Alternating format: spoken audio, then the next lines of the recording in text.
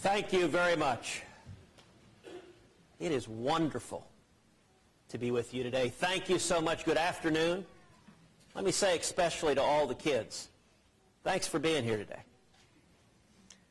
Anyone in this room 5 years old? You're 5? Excellent.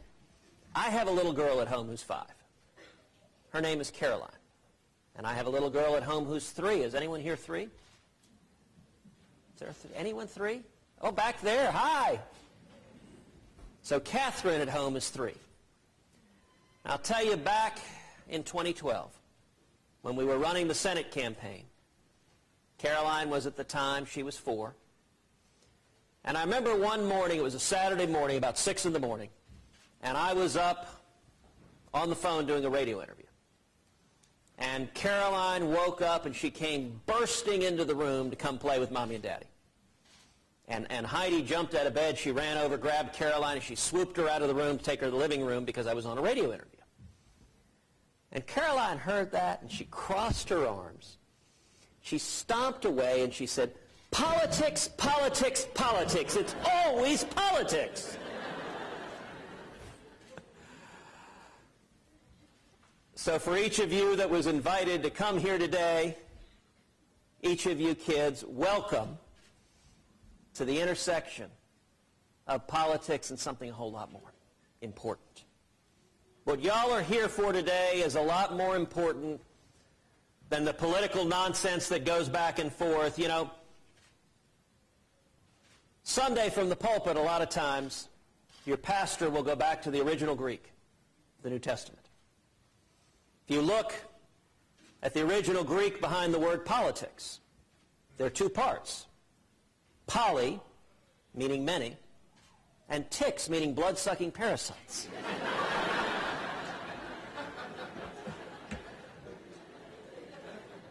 And that is a pretty accurate description of the way Washington works. But y'all are here today for something a whole lot more important. And what I want to talk about today is 3 things. Number 1, our kids. Number 2, educational choice. And number 3, religious liberty. Let's start with our kids.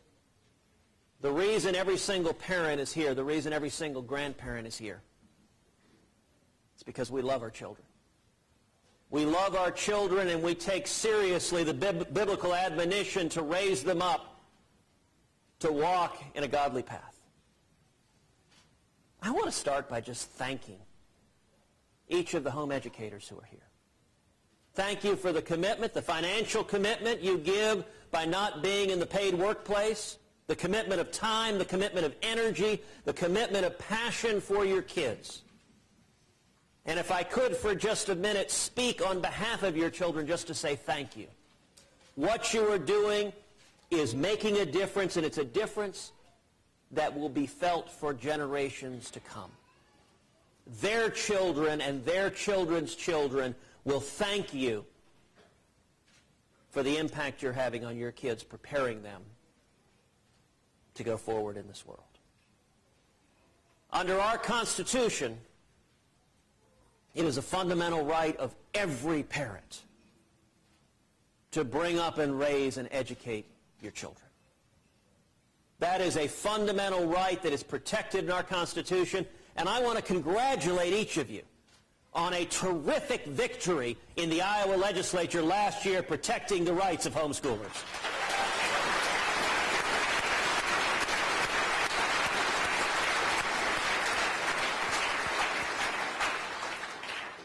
The men and women and boys and girls in this room mobilized. And you went to your legislature, you went to Republicans and Democrats. And you said, forget about party lines. Who cares what party you are? Kids are bipartisan. And the Constitution should be bipartisan. And protecting the rights of every parent to raise his or her child should be bipartisan, and you won a major victory here in Iowa.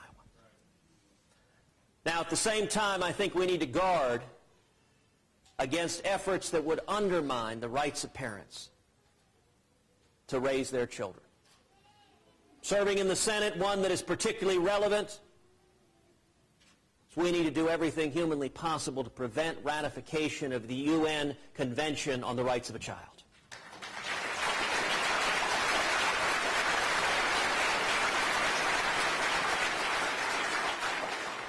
Nothing in international law, nothing in any treaty should be used as a backdoor vehicle to undermine the rights of every parent here to raise your children consistent with your faith, with your good judgment, and the love you have for your children. You know, I'm reminded of one of my favorite senators who ever served, Senator Phil Gramm, former senator from Texas. And there was a Senate hearing in which there was a young, I think very well-meaning, liberal fellow who was testifying. And Senator Graham said something to the effect of, parents know their children and love their children more than anybody else does. And this well-meaning liberal actually piped up and said, Senator, I disagree. I care about your children every bit as much as you do. And Phil Gramm smiled, and with a twinkle in his eye, he said, really? What are their names?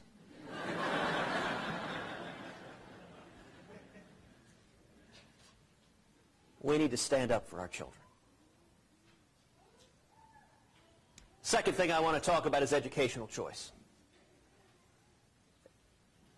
For decades, I have been a passionate fan of educational choice, of maximizing the choices that are available for every parent, whether it is public schools, whether it is private schools, whether it is charter schools, whether it is scholarships, whether it is homeschooling. We should see 1,000 flowers bloom. I'm convinced school choice is the civil rights issue of the 21st century. Every single child deserves an opportunity to have an excellent education. You look at right now the conditions in many neighborhoods throughout this country, many low-income neighborhoods, many minority neighborhoods, where there are children who are trapped in schools where they don't have good opportunities. They don't have the chance to learn.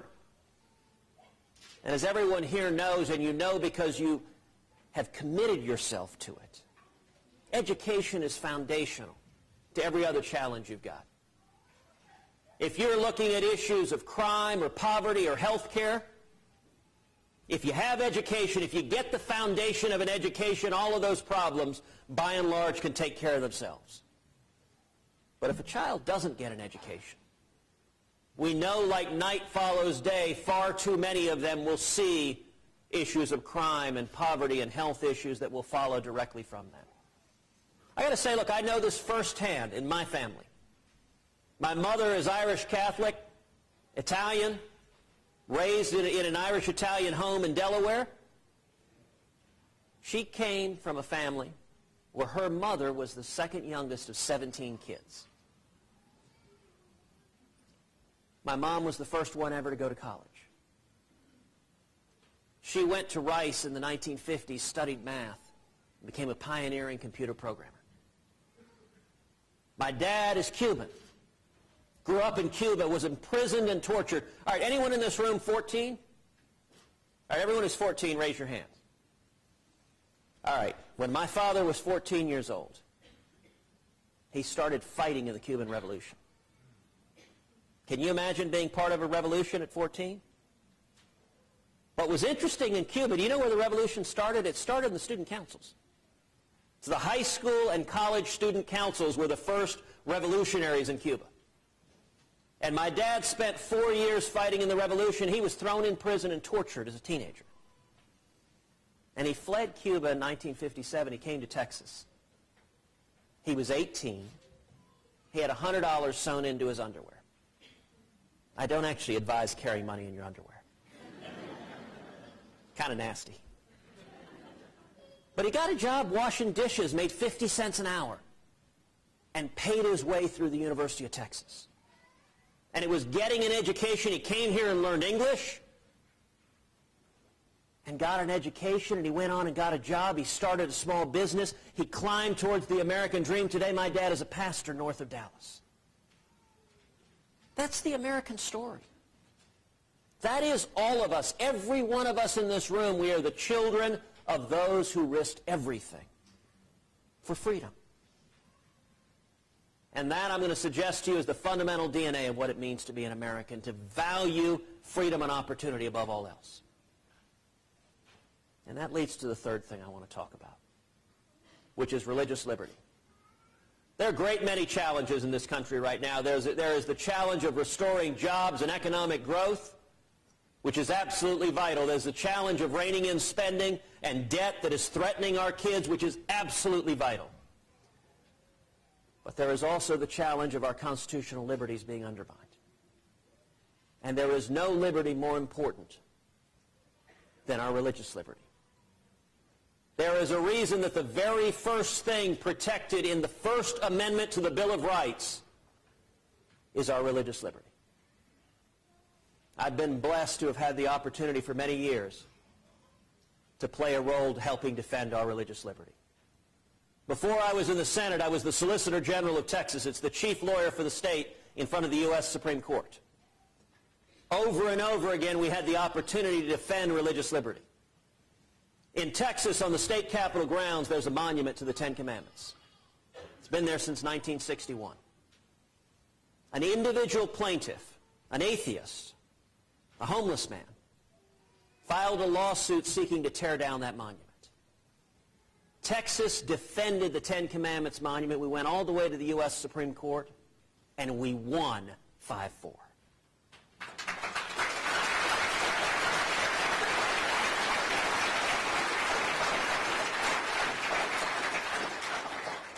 You'll all remember about the same time there was a case out of California where another atheist filed another lawsuit seeking to strike down the Pledge of Allegiance because it includes the words, "one nation under God." Texas brought together all 50 states before the U.S. Supreme Court defending the Pledge of Allegiance, and we won unanimously.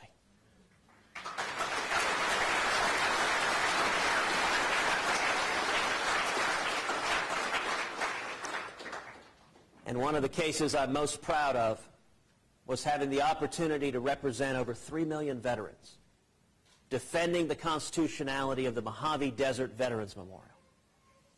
That is a memorial, a lone white Latin cross that was erected over 70 years ago to honor the men and women who gave their lives in World War I.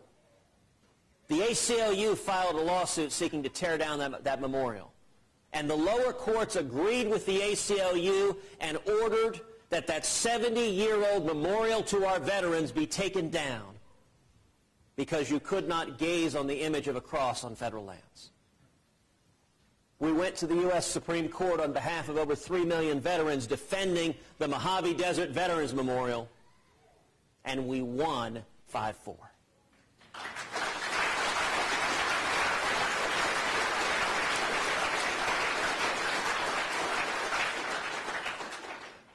And I have to tell you now, with the current administration, we have never seen an administration with such hostility to religious faith. We have seen instances of the IRS asking citizen groups, tell us what books you're reading. Tell us the content of your prayers. Let me tell you something. The federal government has no business asking any American the content of our prayers.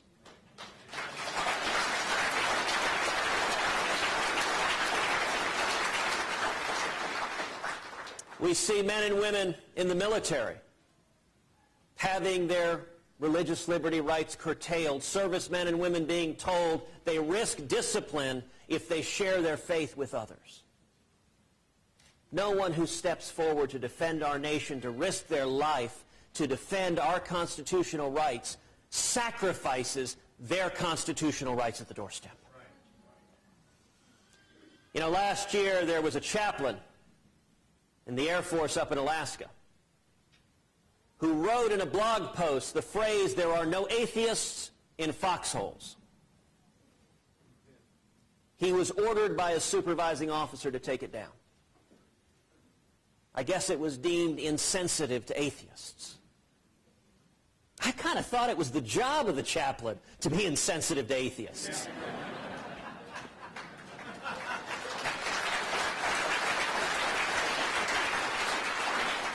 To welcome them into the forgiving arms of a loving God. It's very interesting where that phrase, "there are no atheists in foxholes," comes from. Comes from a 1954 speech that was given by Dwight D. Eisenhower to the American Legion National Convention. Dwight D. Eisenhower, a man I might note had some passing familiarity with the military. In that speech, Dwight D. Eisenhower recounted the story of what is known as the four immortal chaplains. These are four chaplains that were serving aboard the USS Dorchester in World War II when the ship was hit with a torpedo from a German U-boat. And as the ship was going down, they realized to their horror there were not enough life vests to save every man aboard the ship. There were four chaplains on the Dorchester, two who were Protestant, one who was Catholic, and one who was Jewish. Each of those four chaplains gave their life vest to another man. And the four of them, arm in arm, sang hymns and went down with the ship. And the origin of that story is that when they were handing their life vest to someone else, they didn't ask that person, "Are you a Protestant? Are you a Catholic? Are you a Jew?"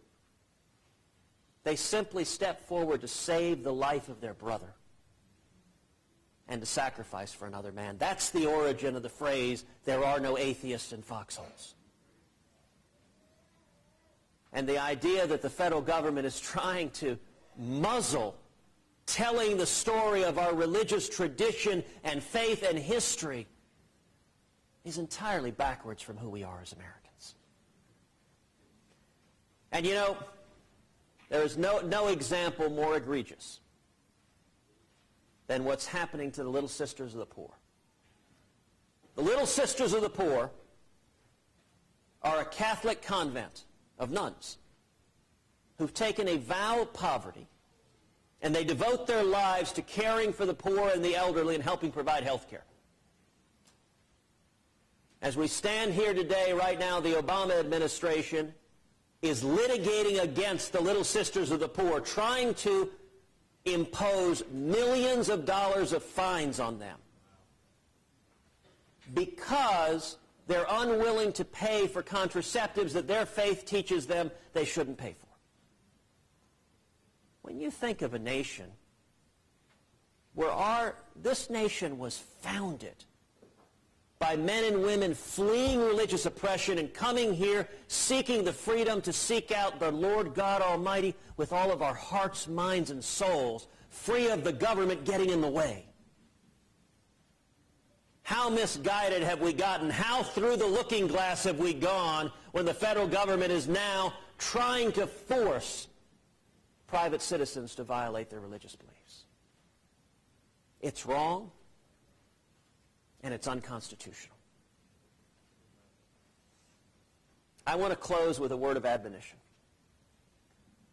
Each of you are here